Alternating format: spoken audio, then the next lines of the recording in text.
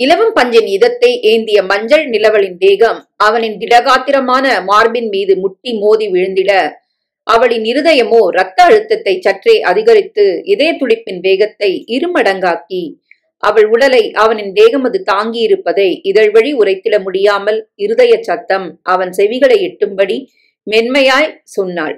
அவளின் இதய துடிப்பிற்கு நடனம் ஆடுவது போல் அவளின் அழகிய அதரங்கள் சொல்ல வந்த வார்த்தைகளை சொல்ல முடியாமல் நெளிந்து துடித்து அழகாக நளினம் ஒன்று இயற்றிக் கொண்டிருந்தது. அவளின் விழிகளோ அட்ரினல் சுரப்பியின் அதீத சுரப்பினால் விரிந்து அவளின் கருவிழியின் அழகை வெளிக்காட்டியது. அவள் உடல் சிலிர்ப்பும் விழியதிர்வும் இதழ் துடிப்பும் அவன் உடலை தீண்டிக் கொண்டிருக்கும் இதமான மென் தேகமும் ஒன்று கூடி முகிலனின் மனதில் இனம் புரியாத உணர்வுகளை கட்டுக்கடங்காமல் ஓட செய்தது. மிஸ் மலர், எப்படி இருக்கீங்க? அந்நேரம் சட்டென்று உள்ளே நுழைந்த அர்ஜுன் இவர்களின் நிலை கண்டவுடன் கேட்க வந்த கேள்வியை முழுதாக கேட்காமல் ஒருவித குறும்புடன், சாரி முகில், தப்பான நேரத்துக்கு வந்துட்டேன் போல என அவனை பார்த்து கண்ணடிக்க, மலர் சட்டென்று நிகழ்காலம் உணர்ந்து அவன் மீதிருந்து எழுந்து படுக்கையின் ஓரத்தில் மெதுவாக அமர்ந்து கொண்டாள். இந்த திடீர் நிகழ்வு அவளுக்குள் ஒருவித இனம் புரியாத பதற்றத்தையும் சங்கடத்தையும் ஏற்படுத்திட, இருவரின் முகத்தையும் நிமிர்ந்து பார்க்க முடியாமல் தயக்கத்துடனே கீழே குனிந்து கொண்டாள். அவளின் நிலை புரிந்தவனாய் முகிலன் தன் கண்ணாலே ஜாடை செய்து தன் நண்பனை செல்லமாக கடிந்து கொள்ள, அர்ஜுனோ கீழே குனிந்து கொண்டே சிரிப்பை இதழுக்குள் புதைக்க முற்பட்டான். அவனை சட்டை செய்யாமல் Mukilan, Malar, he is doctor Arjun, orthopaedic surgeon. Orthopaedic surgeon என்றதும் அவளின் விழிகள் முன்பை விட அதிகமாக விருந்திட, ஆர்த்தோபெடிக் டாக்டரா? என் கை கால்லாம் நல்லா தானே இருக்கு, எனக்கு பிராக்சர் எதுவும் இல்லதானே, அப்புறம் எதுக்கு ஆர்த்தோ என்றபடி தனக்கு அங்கங்கே ஒட்டப்பட்டிருக்கும் பேண்டைடுகளையும் சிறிய காயங்களையும் தொட்டு பார்த்து கவனித்துவிட்டு மீண்டும் ஒரு முறை தன்னை தலை முதல் கால் வரை முழுவதும் சரிபார்த்து கொண்டே கேள்வி எழுப்பினாள். அவளின் கேள்வியில் அர்ஜுன் மற்றும் முகிலன் இருவரும் லேசாக புன்னகைக்க, அர்ஜுன் உடனே, மலர், உங்களுக்கு ஒன்னும் இல்ல, ஜஸ்ட் அங்கங்க சின்ன சின்ன காயம்தான். நான் முகிலோட ஃப்ரெண்ட், உங்களை பார்க்க தான் வந்தேன். ஓ, இவர் பேர் முகிலா? அவளின் இதழ் உதிர்த்த வார்த்தைகளை கேட்டதும் அர்ஜுன் முகிலனின் காதருகில் குனிந்தவன், சுத்தம், உன் பேரே அவங்களுக்கு தெரியாதா? ஆனா நீ பண்றதெல்லாம் பார்த்தா ஏதோ 7 ஜென்ம மாதிரி தெரியுது. என்னடா நடக்குதுங்க? நீ கொஞ்ச நேரம் வாய மூடிட்டு வந்த வேலையை பார்த்துட்டா நல்லா இருக்கும்.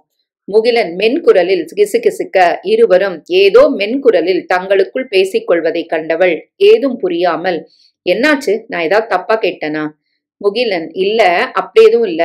நேத்து ரோட்ல நீ மயங்கி கிடந்தப்ப நான் தான் உங்க 2 பேரையும் ஹாஸ்பிட்டல் கூட்டு வந்தேன். அத பத்தி கேட்டான். ஓ என இதழை லேசாக வளைத்தவள் பின் தான் இருக்கும் இடத்தை உற்று நோக்கிட, அதன் பளபளக்கும் தோரணையே மருத்துவமனையின் உயர்தரத்தை அவளுக்கு உணர்த்தியது. அர்ஜுனை உற்று நோக்கி, டாக்டர், நான் நல்லா இருக்கேன், இப்போ வீட்டுக்கு போலாமா? எங்க வீட்டுல எல்லாரும் என்னை தேடுவாங்க. அப்புறம் என்னை இழுத்தவள் தயங்கி, இவ்வளவு பெரிய ஹாஸ்பிட்டலுக்கு கட்ட பணம் வேற என் கையில இல்ல, நான் வீட்டுக்கு போனாதான் ஏதாவது அரேஞ்ச் பண்ண முடியும் என அப்பாவித்தனமாய் அவள் சொல்ல, முகிலன் சிறிதும் தாமதிக்காமல் சட்டென்று, நோ மலர், நீ இப்ப போக முடியாது என்றவன் சிறிது இடைவெளி விட்டு பின், ஐ மீன் உன் ஃபேமிலிக்கு நான் ஆல்ரெடி இன்ஃபார்ம் பண்ணிட்டேன், இன்னும் கொஞ்ச நேரத்துல அவங்க இங்க வந்துருவாங்க. அண்ட் ஹாஸ்பிட்டல் பில் பத்திலாம் நீ ஒரி பண்ண வேண்டாம், ஓகேவா?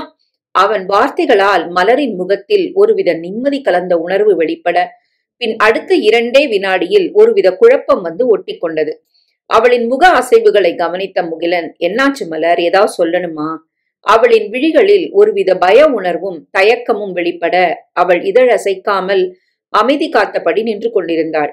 முகில் உடனே ஏதோ யோசித்தவன், நீ பயப்படாம என்ன சொல்ல நினைக்கிறியோ சொல்லலாம் மலர். இன்ஃபேக்ட் எனக்கும் உங்ககிட்ட கேட்க நிறைய கேள்விகள் இருக்கு.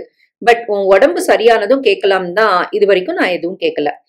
தன் உடல் நலன் மீது அக்கறை கொண்டவனாய் முகில் பேசும் விதம் அவளுக்கு அவனின் மீது ஒரு நல்லெண்ணத்தை உண்டாக்கிட தன் தயக்கம் தவிர்த்தவள், இல்ல இப்ப நான் ஓகே, கொஞ்சம் டயர்டா இருக்கு, காயத்துல லேசான வலி, அவ்வளவுதான், என்னால பேச முடியும், நீங்க எங்ககிட்ட என்ன கேட்கணுமோ கேட்கலாம். அர்ஜுன் உடனே, முகில், போலீஸ வர சொல்லி இத பத்தி பேசுறது இன்னும் நல்லதுன்னு எனக்கு தோணுது. போலீஸ் என்றதுமே முதலில் மலர் சிறிது அதிர்ந்தாலும் பின் அவளிடம் அர்ஜுனின் வார்த்தையை எதிர்ப்பதற்கான எந்த ஒரு அறிகுறியும் தெரிந்திடவில்லை. முகிலன் முதலில் மலரின் முகத்தை உற்று நோக்கியவன் அவளின் தெளிவான முகத்தை கண்ட பின், பட் உடனே அபிஷியலா மூவ் பண்ண நான் விரும்பல. ஆல்ரெடி மலரை நேத்து கொலை செய்ய வேற ட்ரை பண்ணிருக்காங்க. இத சைலண்டா மூவ் பண்ணாதான் இதுக்கு காரணமானவங்கள நாம பிடிக்க முடியும்னு எனக்கு தோணுது. எவ்வளவு சீக்கிரம் முடியுமோ அவ்வளவு சீக்கிரம் அவங்கள பிடிக்கிறது நமக்கு நல்லதுன்னு தோணுது. மலர், உன்கிட்ட சில கேள்விகள் நான் கேட்கலாமா?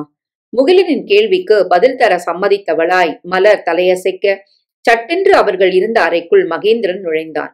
ஏற்கனவே 2 ஆண்கள் அங்கே இருந்திட தற்சமயம் 3ஆவதாக இன்னொருவன் நுழைந்ததும் அவளின் விழிகள் ஒருவித அதிர்வை கசிந்திட, முகில் உடனே, பயப்படாத மலர், இவர் மகேந்திரன், அந்த பிரெக்னன்ட் லேடியோட ஹஸ்பண்ட் தான் இவரு. மலரிடம் முன்பிருந்த தெளிவு சட்டென்று மறைந்து மீண்டும் ஒரு தயக்கம் வந்து ஒட்டிக்கொண்டது. அவளின் விழிகள் மகேந்திரன், முகிலன், அர்ஜுன் என மூவரையும் மாறி மாறி பார்த்திட, புது இடமும் புது ஆட்களும் அதிலும் தன்னை சுற்றி நிற்கும் மூவருமே ஆண்களாக இருப்பதும் அவளுக்கு மீண்டும் ஒருவித தயக்கத்தை ஏற்படுத்தியது. மகேந்திரன் வசுமதியின் கணவன் என்றறிந்ததுமே அவன் இருக்கும்போது வசுமதிக்கு ஏற்பட்ட நிலையை சொல்ல அவள் இதழ்கள் தடுமாறியது. அவன் உள்ளம் இதை தாங்குமா எனும் எண்ணம்தான் அவளுக்குள் ஓடிக்கொண்டிருந்தது. முகிலன் அவளின் தடுமாற்றமும் குழப்பமும் புரிந்தவனாய் அவளின் கரங்களை ஆதரவாக பிடித்து அவளின் விழிகளை உற்று நோக்கியவனாய், எப்பவும் எதுக்காகவும் உண்மையை சொல்ல தயங்கக்கூடாது மலர். இந்த சமுதாயத்துல பெண்களுக்கு எத்தனையோ கொடுமைகள் இன்னும் நடந்துகிட்டு தான் இருக்கு. வார்த்தைகள் தான் ரொம்ப முக்கியம். நாம பேச நினைக்கிற விஷயங்களை பேச வேண்டிய இடத்துல கண்டிப்பா பேசியே ஆகணும். சோ எதுக்கும் பயப்படாம தயங்காம என்ன நடந்ததோ அதை தெளிவா சொல்லு. நான் உன் கூட இருக்கேன். புரிஞ்சுதா? அவனின் உந்துதல் வார்த்தைகள் அவளை மீண்டும் தெளிவாக்கியது. உடன் அவன் கடைசியாக உரைத்த நான் உன் கூட இருக்கேன் எனும் சொல் அவளையும் அறியாமல் அவளின் உள்ளுக்குள் புகுந்து புது நம்பிக்கையை அளித்தது.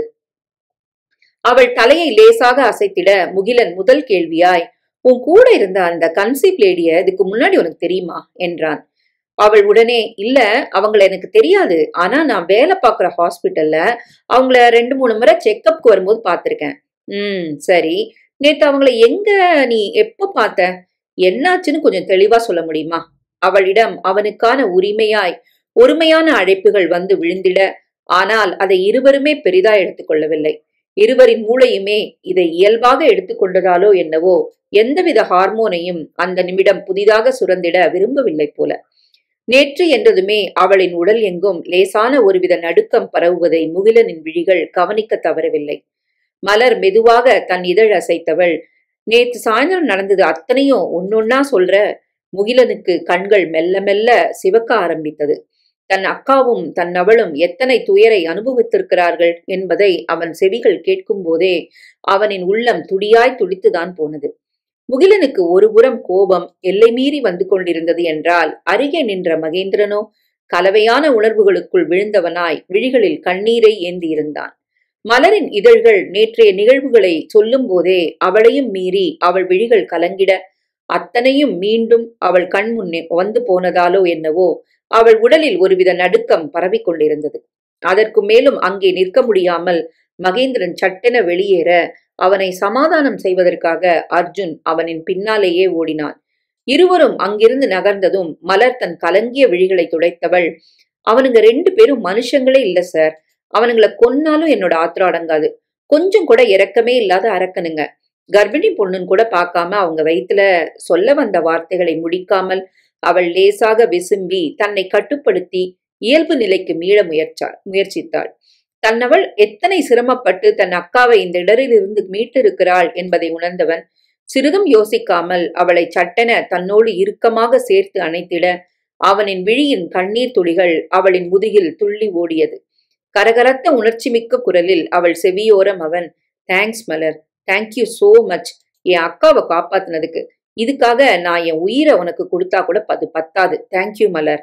அவன் கட்டி அணைத்தது ஒரு புறம் அவளை பதற்றமடைய செய்தது என்றால், அவன் சொன்ன அக்கா என்னும் வார்த்தைகள் மறுபுறம் அதிர்ச்சியை ஏற்படுத்தியது. புதிய ஆண் ஒருவன் தன்னை இறுக்கி அணைத்திருக்கிறான் என்னும் எண்ணத்தை விட அவள் முதுகில் முத்தாய் விழுந்திடும் அவன் கண்ணீர் தான் அவள் மனதை ஏனோ அதிகமாக பிசைந்தது. அவளையும் அறியாமல் அவள் கரங்கள் அவனை தனக்குள் அணைத்து அவனின் ரணப்பட்ட இதயத்துக்கு ஆறுதல் தர துடித்தது. அவளின் கரங்கள் அவனின் முதுகை நோக்கி நகர்ந்து அதை வருட முற்பட்ட சமயத்தில் சட்டென அவளிடம் இருந்து பிரிந்தவன், சாரி மலர், எமோஷனல் ஆகி அவன் சொல்ல வருவது புரிந்ததும் அவள் அவனின் மனம் புரிந்தவளாய் தலையை மட்டும் லேசாக அசைத்து அவனை இயல்பாக்க முயன்றாள். அவன் அவளுக்காக அக்கறை கொண்டு துடிப்பதும் பெண் தன் இயல்பையும் மீறி அவனிடம் சரணாகதி அடைந்துட்டதும் காதலின் முதல் படியில் தங்களை இணைத்துள்ளது என்பதை அவளின் மனம் அப்போது அறிந்திடவில்லை. அதை அறிந்தவனும் அவளிடம் எதையும் உரைத்திடவில்லை. இருவரும் தங்கள் இயல்பை தொலைத்து ஒருவித உணர்ச்சி பேரலையில் தவித்துக் கொண்டிருக்க இருவரிடமும் ஒருவித பேரமைதி. முகிலன் தன் உள்ளத்தில் ஏற்பட்டிருக்கும் கோபத்தையும் வலியையும் தற்காலிகமாக தவிர்த்து தன்னை நிலைப்படுத்திக் கொண்டவன், முதல்ல அவ என் அக்கான்னு சொல்லியிருப்பேன். பட் நீ என் அக்கா வசுமதிக்கு நடந்தத எங்க கிட்ட சொல்ல தயங்கியோன்னு தான் நான் அது எதையுமே ஆரம்பத்துல சொல்லல. நீ சொல்லி முடிச்சதும் சொல்லலான்னு வெயிட் பண்ண. ஆமா, அவள் உள்மனம் கூட அப்படிதான் நினைத்தது. தாங்கள் நேசிக்கும் ஒருவர் அனுபவித்த வேதனையினை கேட்க யாரால் தான் முடியும்? யாரோ ஒருத்தியாயிருந்த பெண் அவளுக்கு ஏற்பட்ட துயரையே தாங்க இயலாமல் தான் துடிக்கும் போது அவளின் குடும்பமும் இப்படிதான் துடித்திடும் என புரிந்ததாலே ஆரம்பத்தில் மகேந்திரன் இருக்கும் போது அவளிடம் தயக்கம் இருந்தது. இருவரும் பேசிக்கொண்டிருக்கும் போது கணேசன் உள்ளே நுழைய மலர் அவரை பார்த்ததும் மகிழ்ந்தவள், கணேசண்ணா என ஒருவித உற்சாகத்துடன் எழுந்தாள். மலர் மலர் ஸ்ட்ரெயின் பண்ணிக்காத, உடம்பு பரவாயில்லையாமா? நேத்து ஒருத்தன் உன்னை கொலை பண்ண வந்தது இன்னும் என் கண்ணுக்குள்ள நிக்குது மலர். நான் ரொம்ப பயந்துட்டேம்மா. என்னாச்சுமா உனக்கு? யாருமா அவன்? நீ எப்படி திருச்சி ஹைவேக்கு போன? கணேசனின் கேள்விகள் மலரை மேலும் அதிர்ச்சி அடைய செய்ய அவள் பதறியவளாய், அண்ணா, அம்மா, நிலா, மதி எல்லாரும் எங்க? உங்க கூட அவங்க வந்திருக்காங்களா? இல்ல மலர், முகில் தம்பி நேத்து நம்ம வீட்டுக்கு வந்து சொன்னதும் நான் அவர் கூடவே நேத்தே வந்துட்டேன். பாவம், அவங்கள வேற நைட்ல அலைய வைக்க வேண்டாம் தான் அவங்கள கூட்டிட்டு வரல. இன்னைக்கு காலையில வருவாங்கம்மா. அவளின் வார்த்தைகளை கேட்டதும் அவளுக்கு அப்போதுதான் நிம்மதியே வந்தது. நல்ல வேளை அம்மாவும் தங்கச்சிகளும் இங்க வரல. தேங்க்ஸ்ண்ணா. அம்மாவுக்கு நேத்து நைட்டு என்னை கொலை பண்ண வந்ததெல்லாம் தெரிய வேண்டாம்ண்ணா, ரொம்ப பயந்துடுவாங்க. கணேசன் உடனே கோபத்துடன், என்ன மலர், அம்மா கிட்ட சொல்லாம எப்படி இருக்க முடியும்? உனக்கு என்னாச்சோ ஏதாச்சோன்னு நேத்து அக்கா எப்படி பதறி என் கூட துடிச்சிட்டு இருந்தாங்க தெரியுமா? ஐயோ அண்ணா, அதனாலதான் சொல்றேன். அம்மாவுக்கும் நிலா மதிக்கும் எதுவும் தெரிய வேண்டாம். பிளீஸ் அண்ணா, பிளீஸ் புரிஞ்சுக்கோங்க. கணேசன் சிறிது யோசித்தவர் பின் பெருமூச்சுடன், சரி, அம்மா கிட்ட சொல்ல மாட்டேன். ஆனா நீ என்கிட்ட என்ன நடந்தது சொல்லியே ஆகணும். யார் அவன்? ஏன் ஒன்ன கொல்ல வந்தான்? நேத்து நீ எங்க போன? தன்னவளை கணேசன் தாறுமாறாக கேள்வி கேட்பதும் கோபமாக அவளிடம் பேசுவதும் முகிலனுக்கு உள்ளுக்குள் ஒருவித எரிச்சலை கொடுத்தது.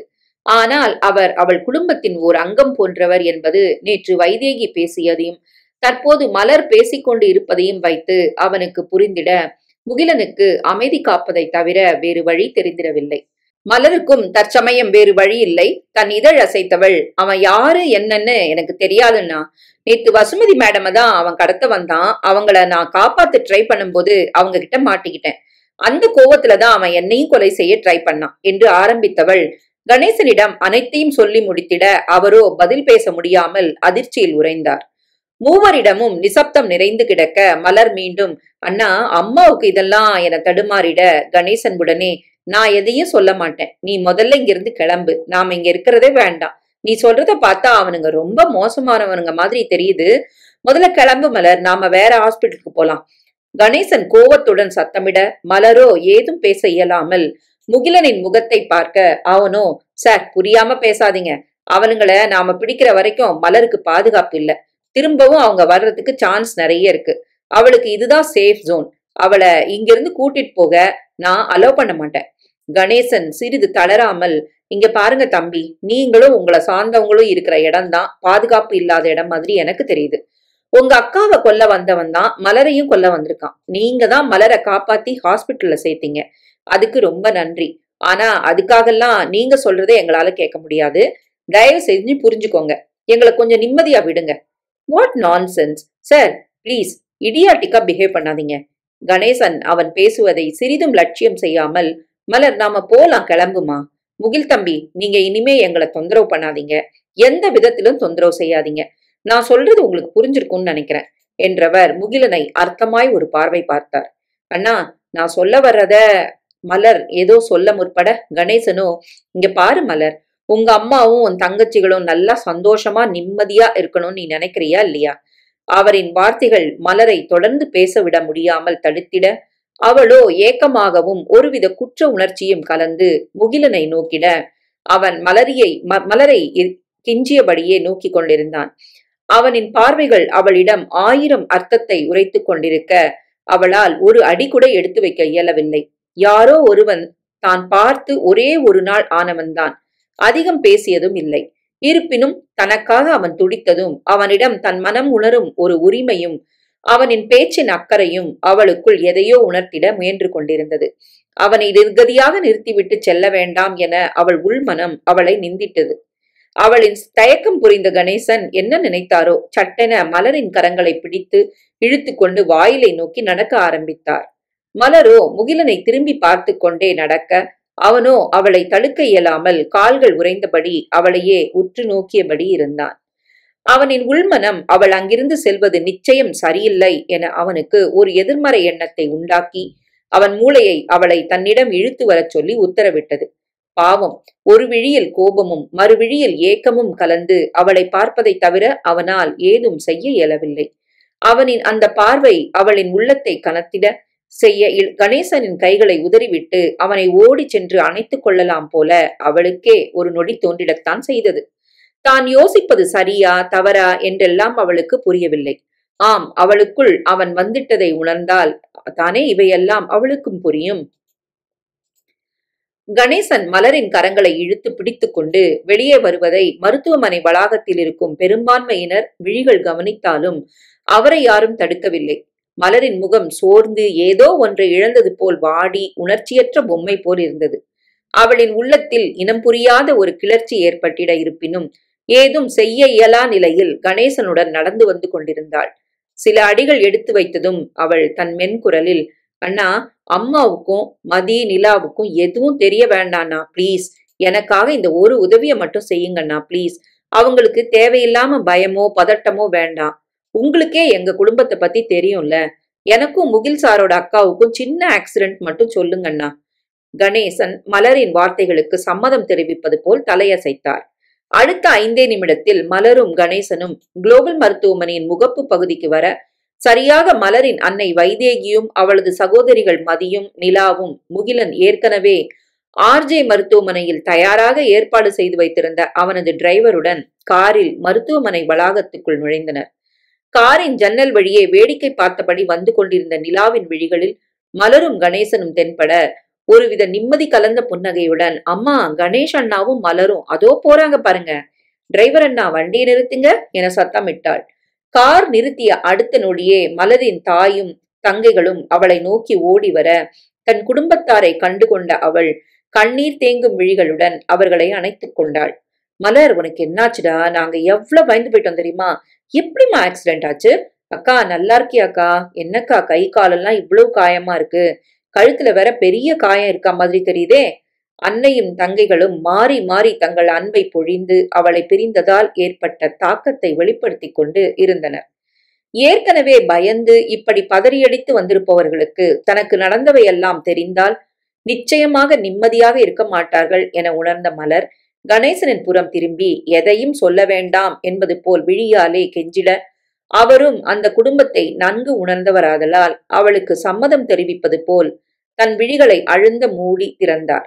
பெண்கள் 4வரின் விழிகளுமே கண்ணீரால் நிரம்பி கிடக்க கணேசன் சூழலை மாற்ற எண்ணி, வைதேகிக்கா, இங்கவே நின்னு அழுதுட்டு இருக்க போறீங்களா?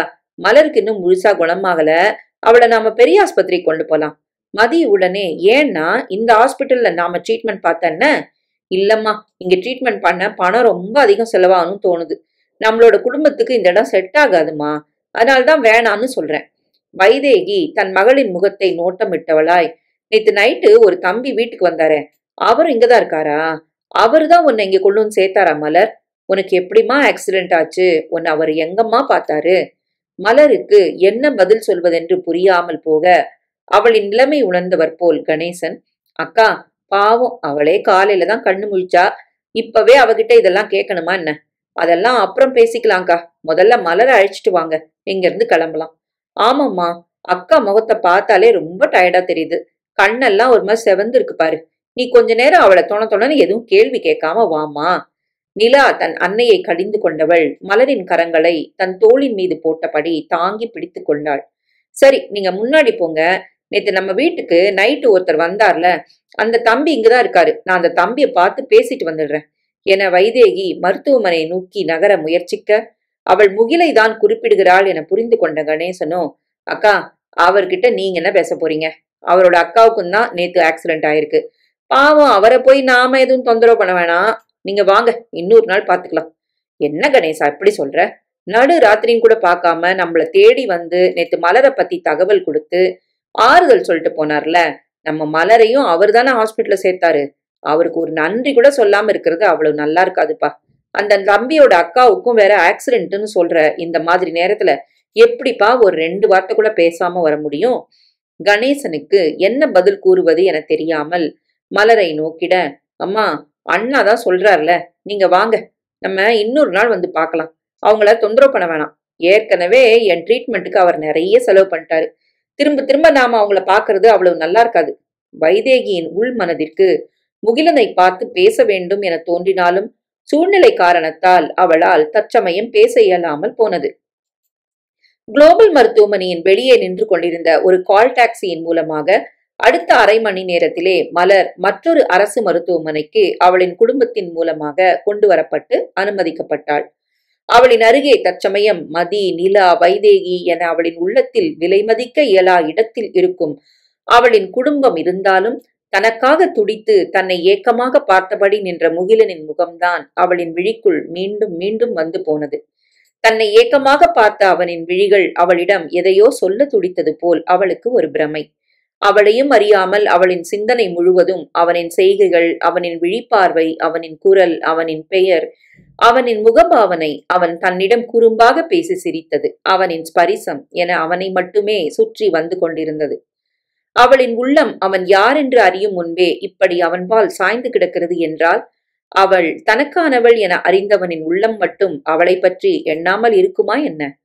மலர் அங்கிருந்து சென்ற பின் முகிலனுக்கு ஏனோ மனமெல்லாம் ஒரு விதமான வலி, பதற்றம், பயம் என அவன் உள்ளமெங்கும் எதிர்மறைகளே நிறைத்து கிடந்தது. மலர் அங்கிருந்து கட்டாயப்படுத்தப்பட்டு அவளின் உறவினர் ஒருவர் மூலம் அழைத்து செல்லப்பட்டார் என கேள்விப்பட்டு மகேந்திரனும் டாக்டர் அர்ஜுனும் அவனிடம் பேச அவசரமாக வந்திருந்தார்கள். முகி, நான் வேணா போய் அவங்க கிட்ட பேசி நடந்த விஷயத்தெல்லாம் சொல்லி மலரை திரும்ப நம்ம ஹாஸ்பிட்டலுக்கே கூப்பிட்டுமா?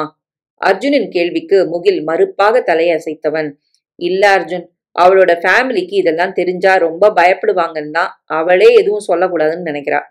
அப்படி இருக்கும்போது நாம அதெல்லாம் சொல்லி அவளை இங்க அழைச்சிட்டு வர முடியாது. அதே நேரம் ஏற்கனவே அவளை கொலை செய்ய ட்ரை பண்ணிருக்காங்க. அவளை இப்படி பாதுகாப்பு இல்லாம தனியா விட்டா திரும்பவும் இது மாதிரி ஏதாவது நடக்க அதிக வாய்ப்பு இருக்கு. அவங்களோட முகத்தையும் மலர் பார்த்திருக்கா. அவ ரொம்ப டேஞ்சர் சுச்சுவேஷன்ல தான் இப்ப இருக்கா. அவளோட பாதுகாப்புக்கு நம்ம ஏதாவது செய்யணும். மகேந்திரன் சிறிது யோசித்தவன், செக்யூரிட்டி கார்டு அரேஞ்ச் பண்ணி அவங்க ஃபேமிலிக்கே தெரியாம அவங்கள பாத்துக்க சொல்லலாம் முகில். முகிலுக்கு மகேந்திரன் சொல்வது சரி என்று தோன்றினாலும் தன்னுடன் தனக்கருகே அவளை வைத்துக் கொள்வதை தவிர வேறு எதுவும் அவளுக்கு பாதுகாப்பாக இருக்கும் என அவனுக்கு தோன்றவில்லை. இருப்பினும் தற்காலிகமாக அவளின் பாதுகாப்புக்காக மகேந்திரன் கூறியது போல் பாடிகார்ட்ஸை ஏற்பாடு செய்ய முடிவெடுத்தான். இவர்கள் மூவரும் பேசிக் கொண்டிருக்கும் போதே ஒரு பெண் குரல், முகில் அக்காவுக்கு என்னாச்சு? மார்னிங் மகி சார் தான் கால் பண்ணி நடந்ததெல்லாம் சொன்னாரு. இவ்வளவு விஷயம் நடந்திருக்கு, நைட்டே சொல்லியிருந்தா நான் அப்பவே வந்திருப்பேன்ல. வசுமதி மேடம் எங்க இருக்காங்க? குழந்தை எப்படி இருக்கான்? நான் பார்க்கலாமா? அந்த இளம் வயது அழகிய பெண் தன் செந்நிற அதரங்களை அசைத்து தன் குழந்தைத்தனமான முகத்தில் சோகம் வழிந்தோடிட பதற்றமாக கேள்விகளை எழுப்பிக் கொண்டிருந்தாள். ஹே ரம்யா, உன்னை நான் இங்க வர வேண்டாம் தானே சொன்னேன். நான் தான் போன்ல உங்ககிட்ட எல்லாமே விவரமா சொன்னேன்ல. இங்க வந்தாலும் உன்னால வசுமதியும் பேபியும் பார்க்க முடியாதுன்னு தெரியும்ல. மகேந்திரன் ரம்யாவிடம் கேள்வி எழுப்ப அவள் உடனே, சாரி சார், விஷயம் கேள்விப்பட்டு வராம இருக்க முடியல. சரி விடுங்க மாமா, இப்ப ஏன் டென்ஷன் ஆறீங்க? அண்ட் ரம்யா, நீ இந்த விஷயத்த வேற யார்கிட்டயாவது சொன்னியா? போலீஸ்ல கூட இன்னும் இதை நாங்க சீக்கிரட்டா தான் வச்சிருக்கேன். அவள் உடனே, இல்ல முகி, நான் யாருக்கும் சொல்ல. ஆமா, ஏன் இன்னும் போலீஸ்ல சொல்ல? எவ்வளவு தைரியம் இருந்தா அந்த ராஸ்கல்ஸ் கர்ப்பிணி பொண்ணுன்னு கூட பார்க்காம வசுமதி மேடம் மேல கைய வச்சிருப்பானுங்க. அவனுங்கெல்லாம் சி, மனுஷ ஜென்மமே கிடையாது. Ramya, keep quiet. வெளியில கொஞ்சம் விஷயம் தெரிஞ்சா அந்த கிட்னாப்பர்ஸ் அலர்ட் ஆயிடுவாங்க. சோ யார் கேட்டாலும் ஜஸ்ட் ஆக்சிடென்ட் மட்டும் சொல்லு, புரிஞ்சுதா? இத பத்தி இனிமே டிஸ்கஸ் பண்ணாத. Okay Mugil. And Vasu madam ஒரு பொண்ணு காப்பாத்துனதா சொன்னாங்களே, அந்த பொண்ணு எங்க இருக்கா? அவங்கள நான் பார்க்கலாமா? அவங்க நல்லா இருக்காங்களா? ரம்யா அதனை கேட்டதும் இதுவரை நன்றாக இருந்த முகிலனின் முகம் சட்டென சுருங்கிட அதை கவனித்தவள், ஏன் முகில், நான் எதுவும் தப்பா கேட்டனா? என்னாச்சு சடனா டல் ஆயிட்ட? அந்த பொண்ணு நம்ம கூட இந்த ஹாஸ்பிட்டல் இருக்கிறது சேஃப் இல்லைன்னு அவங்க ஃபேமிலி மெம்பர்ஸ் வந்து கூட்டு போயிட்டாங்க. முகிலனின் அமைதியால் மகேந்திரனின் இதழ்கள் ரம்யாவின் கேள்விக்கான பதிலை உதிர்த்தது. ரம்யா, முடிஞ்ச அளவுக்கு விஷயம் வெளியே தெரியாம பாத்துக்கோ. அதையும் மீறி ஏதாவது இக்கட்டான சுச்சுவேஷன் வந்தா வசுமதிக்கு ஆக்சிடென்ட் ஆச்சு அண்ட் குழந்தை பிறந்துருச்சுன்னு மட்டும்தான் வெளியில தெரியணும். ஓகேவா? 2 பேரும் தைரியமா இருங்க. சீக்கிரம் வசுமதி மேடம் சரியாயிடுவாங்க. அண்ட் மகி சார், நான் ஆபீஸ் ஒர்க் எல்லாம் மேனேஜ் பண்ணிக்கிறேன் என்றவள் இருவருக்கும் நம்பிக்கை அளித்த திருப்தியில் மருத்துவமனையிலிருந்து வெளியேறினாள். இந்த ரம்யா மகேந்திரனின் நம்பிக்கையான பர்சனல் செக்ரட்டரி மட்டுமல்லாமல் முகிலனின் பள்ளி தோழியும் கூட. அதனால்தான் முகிலனிடம் அவளால் இத்தனை இயல்பாக பேச முடிகிறது. அடுத்தடுத்து வந்த 2 நாட்களிலும் முகிலன் தனது பணபலத்தையும் தொழில் பலத்தையும் பயன்படுத்தி ஓரளவுக்கு இந்த கடத்தல் தொடர்பான விஷயம் மீடியாவுக்கும் வெளி உலகுக்கும் தெரியாமல் தடுத்திட ஒரே வாரத்தில் இந்த செய்தி நடந்த சுவடே தெரியாமல் எல்லோரிடமும் மறைந்து போனது. அவன் வெளியே யாருக்கும் தெரியாமல் மறைத்ததன் முக்கிய காரணம், இதற்கு காரணமானவர்களை அவர்கள் எச்சரிக்கை அடைந்து ஓடி ஒளியும் முன் கண்டுபிடிக்க வேண்டும் எனும் முக்கியமான காரணத்தினால்தான்.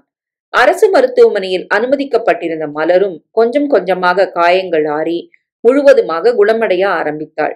என்னதான் அவளின் வெளிக்காயங்கள் முழுவதும் குணமடைந்தாலும் நடந்த சம்பவங்களும் முகிலனும் அவளின் மனதுக்குள் பெரும் தாக்கத்தை தான் ஏற்படுத்தியிருந்தனர்.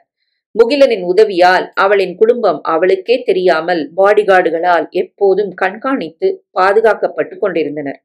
அதே போல வசுமதியின் உடலில் வெளிக்காயங்கள் குணமானாலும் மூளை நரம்புகளின் பாதிப்புகளால் அவள் அனுமதிக்கப்பட்டு இன்றுடன் 3வது நாளாகியும் அவளின் நினைவு மட்டும் திரும்பவில்லை. ஆனால் மகிழ்ச்சிகரமான விஷயம் என்னவெனில், அவளின் குழந்தையின் உடல்நிலை எதிர்பார்த்ததை விட விரைவிலேயே நன்றாக முன்னேற்றம் அடைந்திருந்தது. அதே நேரம் தனிப்பட்ட முறையில் முகிலன் தனக்கு தெரிந்த காவல்துறை நண்பர்களின் மூலம் இதற்கு காரணமானவர்களை கண்டுபிடிக்க நடவடிக்கை எடுத்துக்கொண்டுதான் இருந்தான். இருப்பினும் அது அத்தனை சுலபமானதாக இல்லை. வசுமதியை யார் கடத்தியிருப்பார்கள்? கடத்தியவர்களின் நோக்கம் பணமா அல்லது வேறெதும் முன்பகையா, தொழில் காரணிகளா என எது குறித்தும் எந்த ஒரு தகவலும் கிடைக்கவில்லை. தங்கள் அலுவலக வேலைகள் அத்தனையும் முகிலும் மகியும் தற்காலிகமாக ஒதுக்கி வைத்துவிட்டு இந்த 3 நாட்களுமே வசுமதியும் குழந்தையும் இருக்கும் அதே குளோபல் மருத்துவமனையில்தான் கிடையாய் கிடந்தார்கள். முகிலனின் வேலைகள் எல்லாம் அவனது PA பிரபாவும், மகேந்திரனின் வேலைகள் அத்தனையும் அவனது PA ரம்யாவும் தான் கவனித்துக் கொண்டனர். என்ன முகி, ஒரு சின்ன குழு கூட கிடைக்கல. கிட்டத்தட்ட 3 நாள் ஆச்சுடா. நான் நாள் அதிகம் ஆக ஆக அந்த கிட்னாப்பர்ஸ் நம்ம கிட்ட இருந்து தூரமா தான் போயிட்டு இருப்பாங்க. அவனுங்களை அவ்வளவு சீக்கிரம் நம்மளால பிடிக்க முடியாது. மகேந்திரன் கோபமும் கவலையுமாக கூறினான்.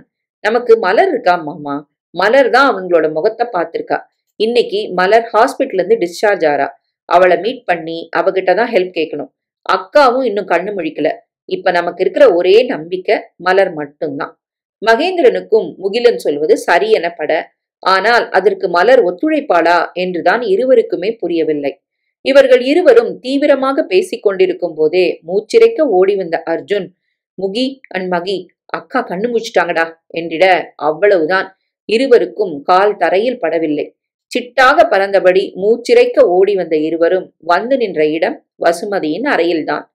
அவள் படுக்கையில் சாய்ந்து அமர்ந்தபடி அந்த அறை முழுவதையும் தன் விழிகளால் ஆராய்ந்தபடி இருந்தாள். அவளின் அருகில் இருந்த ஒரு செவிலி பெண் அவள் கைகளில் ஏற்றப்பட்டு கொண்டிருந்த சலைன் பாட்டில் டியூப்களை கழற்றி கொண்டிருந்தாள்.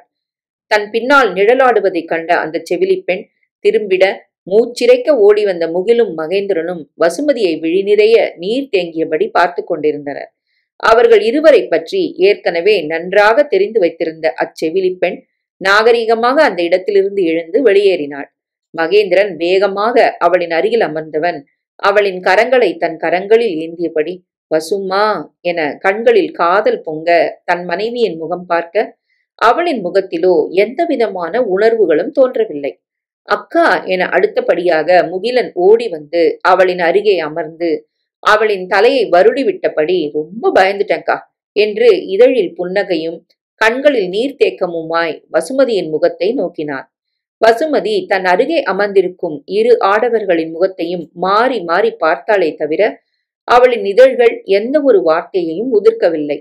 அவளின் மலர்கரங்கள் அனிச்சையாக அவளின் தலையை பிடித்திட அவள் லேசாக கண்களை மூடி தன் இதழ்களை சுழித்திட அவளின் செய்கை புரியாத ஆண்கள் இருவரும் பயந்தபடி, வசுமா என்னாச்சுடா, தலை வலிக்குதா? என மகேந்திரனும் முகிலும் பதறிக்கொண்டு, டாக்டர், நர்ஸ், யாராச்சும் வாங்க என சத்தமிட்டான். அவளின் முகமே ஏதோ சரியில்லை என இருவருக்கும் தெளிவாக உணர்த்திட, முகில் அருகே இருந்த வாட்டர் பாட்டிலை எடுத்து அவளுக்கு முன் நீட்டியவன், இந்தாக்கா, தண்ணி குடி என்றான். அவளோ அவனின் முகத்தையே உற்று நோக்கியவள் பின் இதழை லேசாக அசைத்து, நீங்க என்னோட தம்பியா என்றாள். அவளின் ஒற்றை கேள்வியே அவளது தற்போதைய நிலையை ஆண்கள் இருவருக்கும் தெளிவாக எடுத்துரைத்து விட்டது.